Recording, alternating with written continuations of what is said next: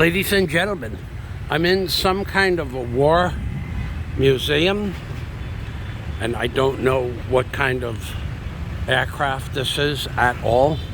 It kind of looks like the helicopter from Red Rain, but I don't know. I think that was a Russian helicopter.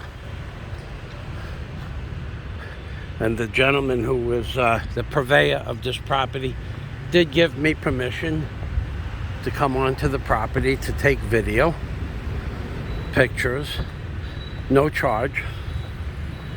So this vehicle has 6 propellers and a tail rotor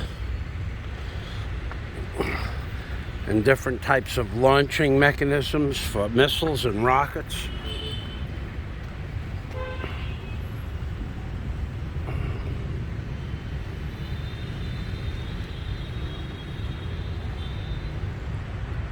There's another one, similar in nature but different.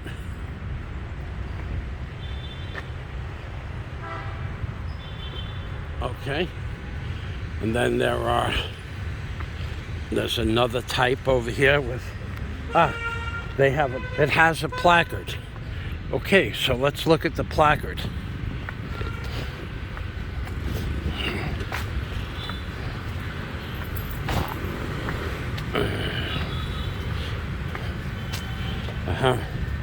It's covered. It's a fighting helicopter belonging to the 5th Squadron.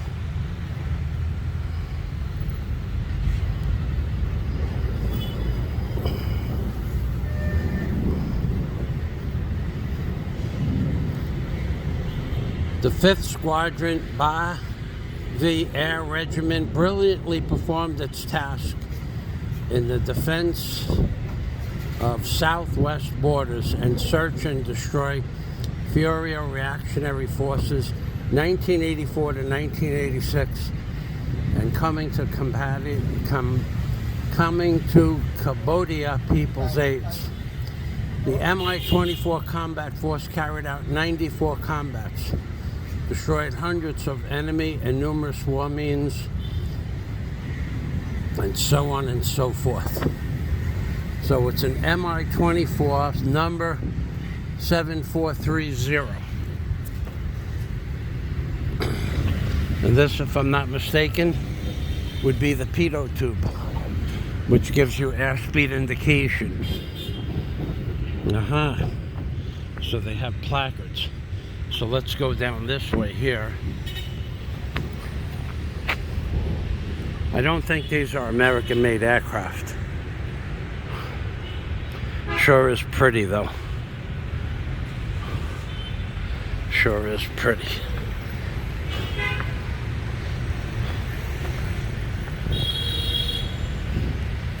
This is a jet airplane, a MIG 21, 4326. Oh, so this is what a MiG fighter looks like up close.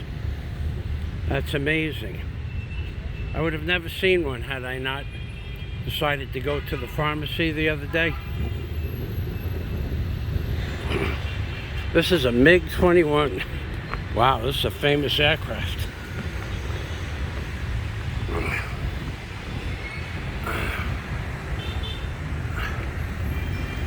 MiG 21. That's amazing. I would have never seen one of those up close and personal had I not come to Vietnam. And this one here is a different type of aircraft. The camera will zoom in. I will not walk. I guess I could walk on the grass.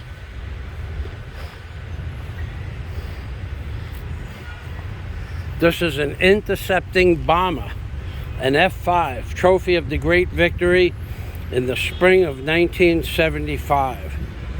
The heroic 935 Intercepting Bomber Regiment, with many feats in Southwest battlefield, used to drop 2,026 bombs on Pol Pot's headquarters, shelling fields, arsenal ships, military ports, airfields, and actively supported other troops in speeding up the 1979 spring victory of Pol Pot. I remember that name, but I don't remember anything else.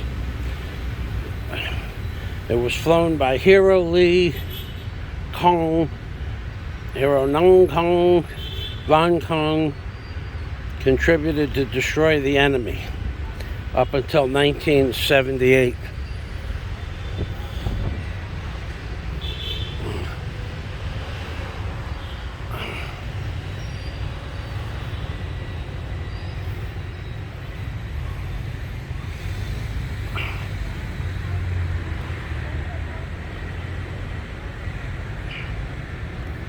Let's take a look at that landing gear. I always love landing gear. It's the strongest part of the aircraft. And we have a hydraulic piston in here, probably with a spring and air pressure on top of that.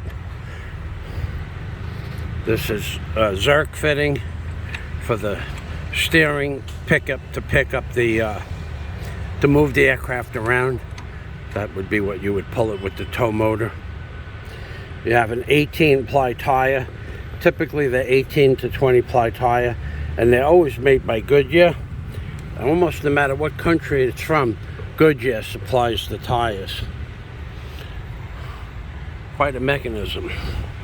Let's look at some of the bombs that it dropped. Ordnance is what it should be called, ordnance. These are about 5.5 to 6 feet long. They look like they're 1/4-inch steel, at least. Oh, they are. That's 1/2 inch. That's 1/2 inch cast iron. That's not 1/4-inch steel. That's a 1/2 inch cast iron. Over here, it's this thick. Watch. 1.25 inches thick. Okay, here's another one. A smaller aircraft. Jet. And this is a bomber.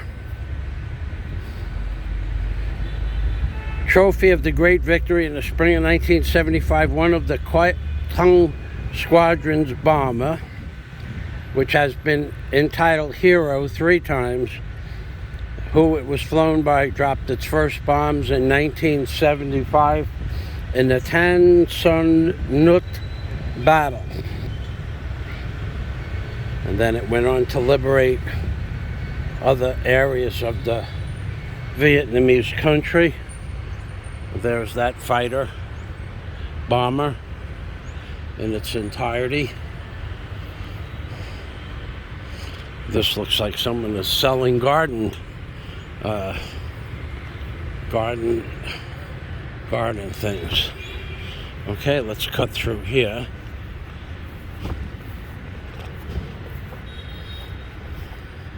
An interesting fact about this jet tailpipes. Typically they're made out of stainless steel.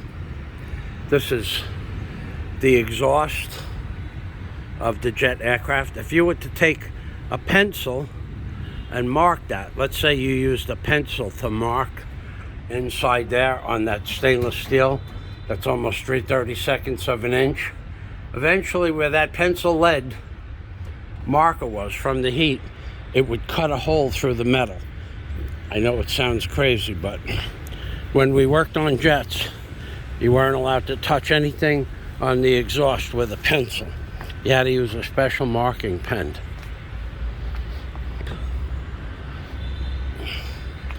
Okay, and this looks like a treetop flyer version of a treetop flyer.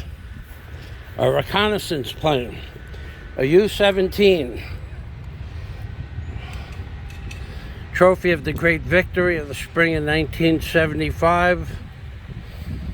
Search and detect. Help the infantry fight against armed reactionary associations. And it especially helped our brother Kampuchea Army in the liberation of their people from Pol Pot genocide. I remember that. It was very sad. Pol Pot was killing hundreds of thousands of people. I don't remember why or how, but I remember the Pol Pot stories. And here's another. So this is basically a low overhead wing, high wing, upper wing. This is similar to the plane I flew, actually, in size. Except this is a high wing. I flew a low wing Cherokee Warrior. Now this is probably a Cessna or something like a Cessna. In America, the treetop flyers were Cessnas, but they're basically the identical aircraft. And the Cherokee Warrior that I flew was low wing, designation 3875 Charlie. 3875 Charlie was the tail number. That was not the only aircraft I flew. It was the only aircraft that I soloed in. This plane is the UH-1.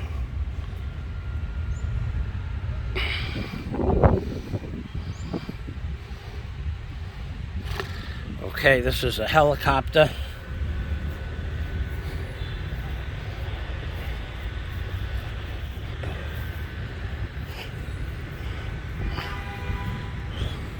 Looks more like a troop carrier than that's something that would drop bombs, but I don't know anything about this type of equipment. I know nothing about war machines or war equipment. I worked on some of it, parts of it, years ago, but I don't know much. I wouldn't remember anything that I did 40 years ago. And this is a bigger helicopter, and this one carries ordnance. This is an ordnance carrying machine. I don't know what that is on the side there. But it could be a, I don't know. It looks like, actually that piece on the side looks like a storage compartment, but I don't know. Could store weapons, could store gear, could store anything. Look at that rotor. That's an amazing piece of technology.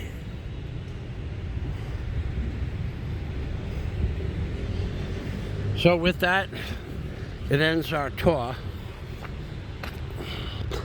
Those guys are hanging around up there. Just hanging around. Hanging on ropes. And climbing gear. Looks like they're plastering and painting the side of a building. Plastering and then of course painting. Just hanging out in Vietnam.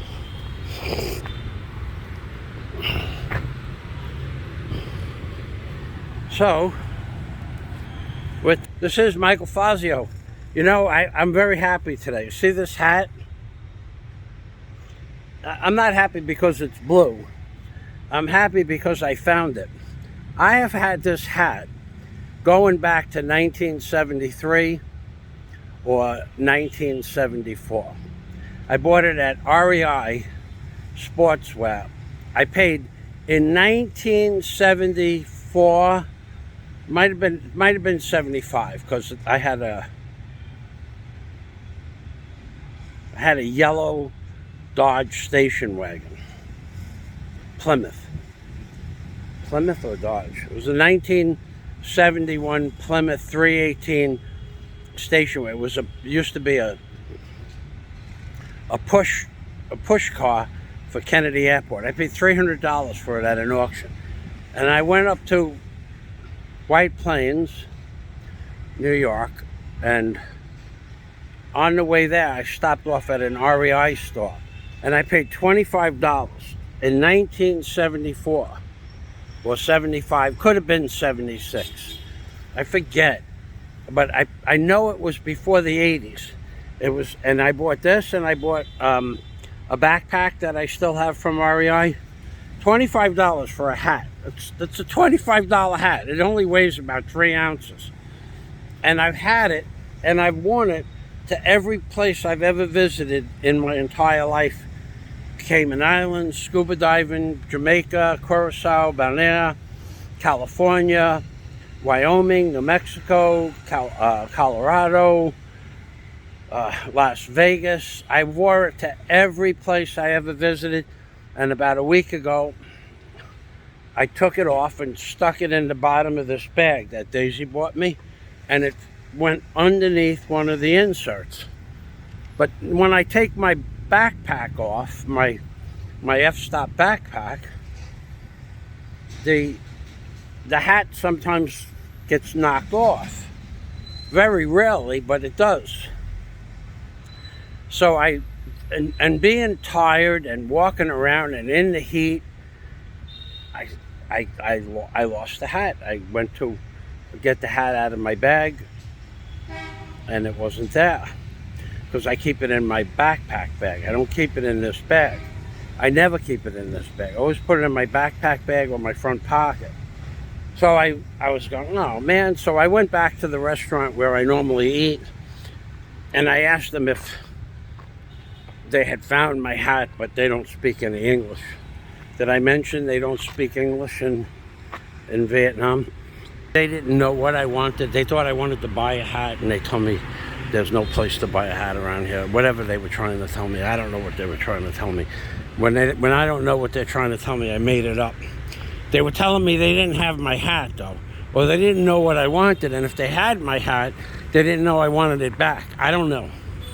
It's hard to tell when they don't speak English. So I said, well, I resigned myself. Thank you. I resigned myself to the fact that my hat was gone. It's just a stupid hat. But it was a hat that's been all over. So with that, there's a pharmacia right up the road here. One pharmacy in 3 miles of a main road. One pharmacy. I'll just take you down the block.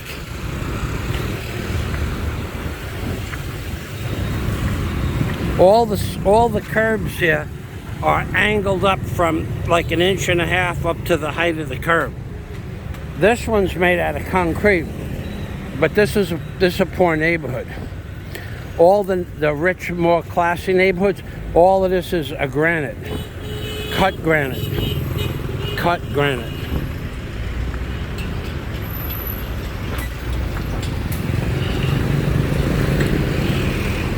Wow, I'm really surprised I found that helicopter place.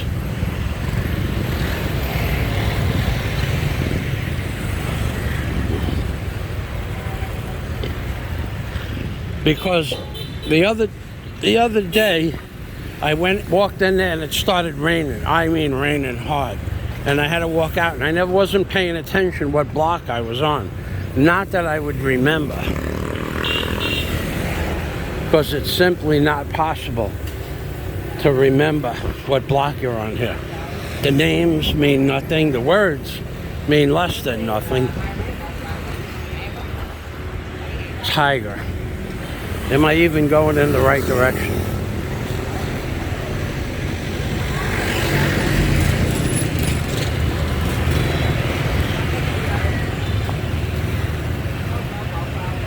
Ma'am, pharmacia?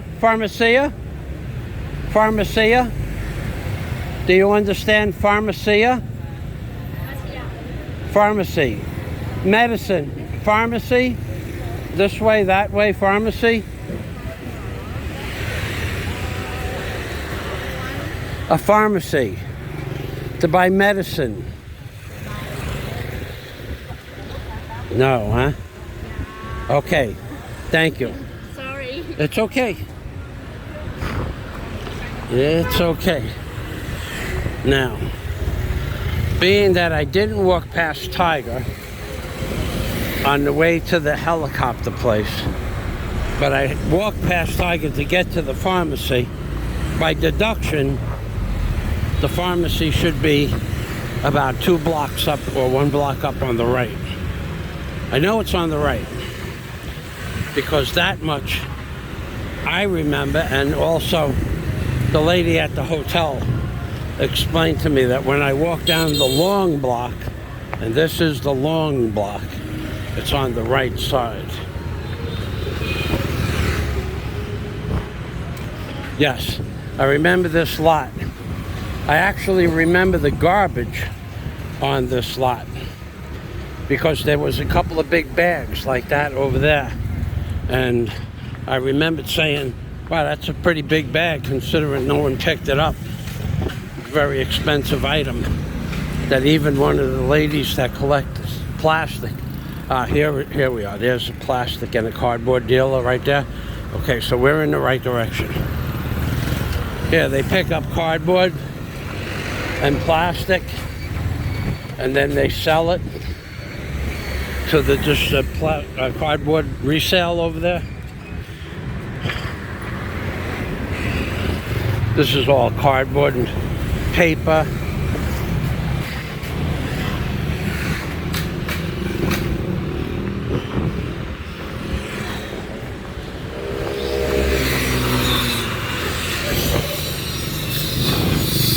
Yeah, so I think 2 blocks up on the right.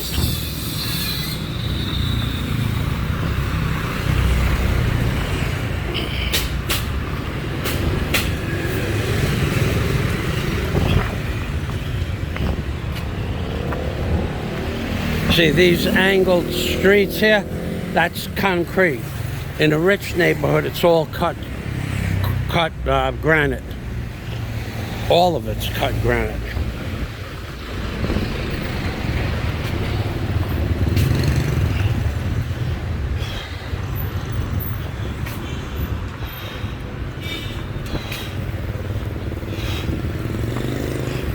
And how do I remember this place? Because up on the end, there's no way to make a left.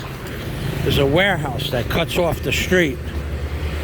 So in order to go back to where I came from, you have to walk about 1.5 miles. And I was thinking, well, maybe there'd be a place to cut through, like a factory parking lot or something like that, but there is not.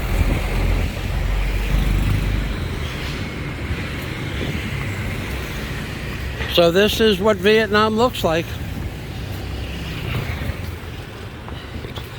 And I had 3 different types of food from 3 different food establishments this morning and this afternoon, and all of them were superb. Amazing.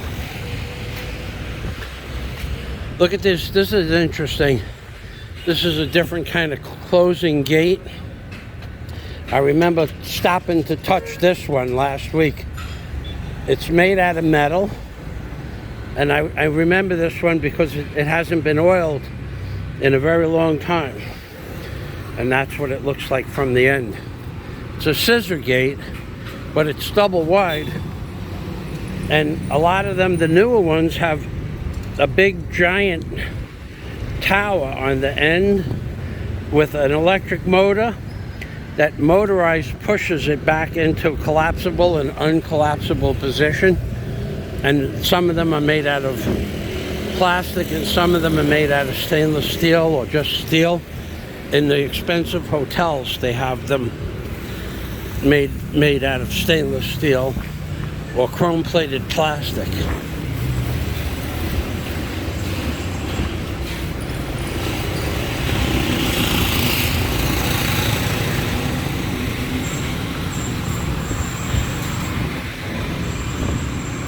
Now we'll ask this woman, we're a block away from the pharmacy. We're 1 block away. We can't be much more than that, but we'll ask her. Ma'am, do you know where there's a pharmacy? A pharmacy? No? Okay. A pharmacy? A pharmacy. No? No English? Okay, thank you. See how nice they are?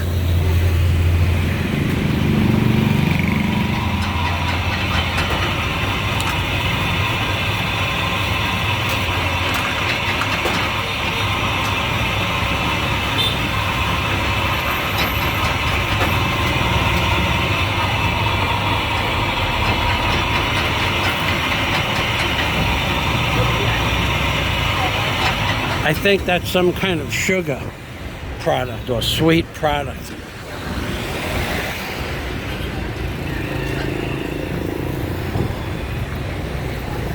Sir, do you know where there is a pharmacy over here?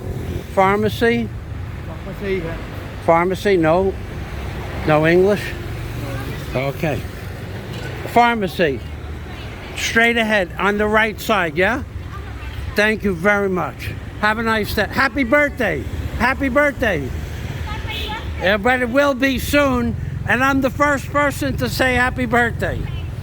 Thank you. Salamat. Make them laugh. Make them cry. Remember what Pink Floyd says is real. Control them. I knew it was up on the right. I was just trying to get you people to understand that most people here don't speak English. And it's amazing, the girl who runs the desk in the hotel where I'm staying, she has been to Malaysia, Kuala Lumpur, Hong Kong. She lived in Australia for 4 years, and Thailand. Those are the ones I remember, she said, where she has lived or visited. And she speaks very good English. No. Oh, look at this. This is pretty cool. This is where you have your food brought to you to your table. And that's a ventilation system. Okay, we're coming up on the pharmacy now. It's on the far side of the FedEx. Now I'm going to tell you something. You could believe me or not believe me. I can't go in there. But inside that building right there is the prettiest girl in Vietnam. There's no doubt about that. She walked outside last week. She's about 5'10", 5'11". She had on a very short mini skirt. And I'm going to tell you something. I've been here for a week. She is the prettiest girl in Vietnam.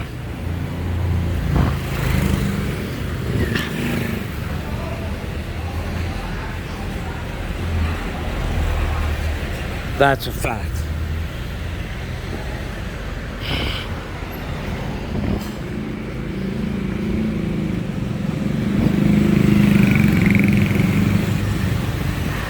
I don't know what goes on inside that building. It certainly didn't look like office work, though.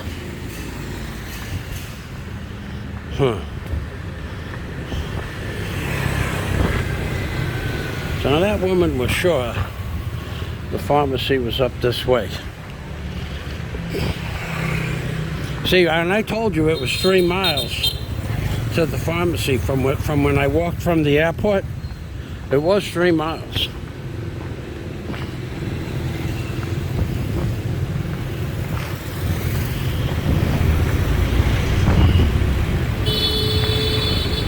No. There's something wrong here. No. The pharmacy is not this way. I went in the wrong direction. Because they told me to go in the wrong direction.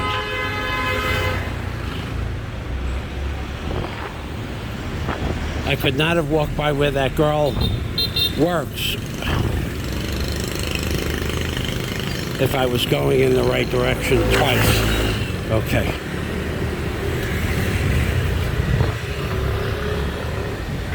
Sir, do you know where there is a pharmacy? A pharmacy?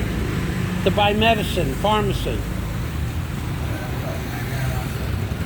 Pharmacy.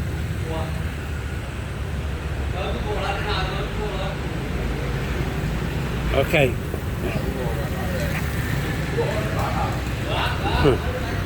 Yeah. Okay, I know it's done this way. I walked, when I got out from the helicopter place, I walked in the wrong direction. Because if that girl works in that store, that was the way I had to pass that girl to get to the pharmacy. See how you have landmarks here? Landmarks. And that was a landmark. I gotta tell you, I've seen some pretty women. Nothing as pretty as that woman. I don't know what she's doing in that store. She looks more like she belongs on the cover of Vogue.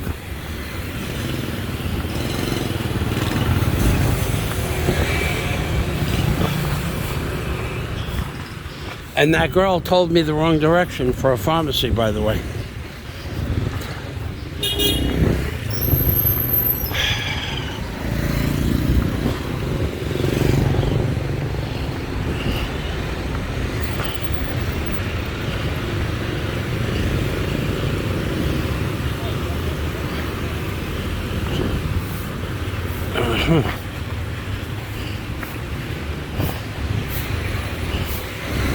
Okay, so now that I have shared with you, it's impossible to get good directions. They don't speak English. They don't understand. Her idea of a pharmacy was completely different than what I want. I wished her a happy birthday for free, baby.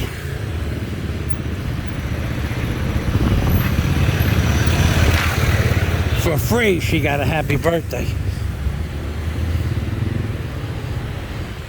But I will tell you because the way that I just came from back there is way back to the hotel.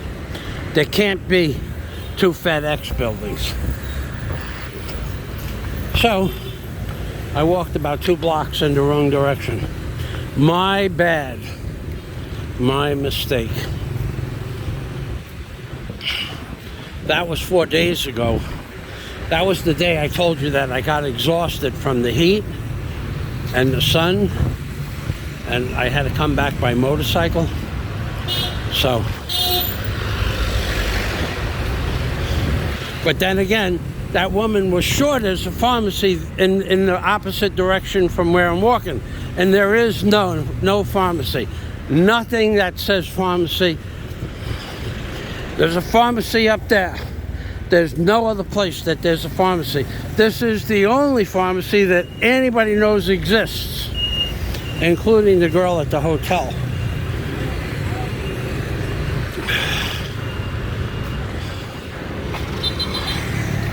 So what I'm going to do is I'll end this video, and I want you to know how difficult it is to get directions here.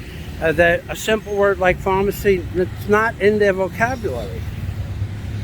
Ask for a glass of water at a restaurant, it's not anything they know what you're talking about. Tell them you want to go to the airport and you flap your wings, they call you a bird. I'm telling you, if you expect to come to Vietnam, get a translator, learn the language, or get a book with 1 million pictures in it, and you show them a picture, they know what a picture is, but they don't understand English and don't think they're going to learn by the time you get here.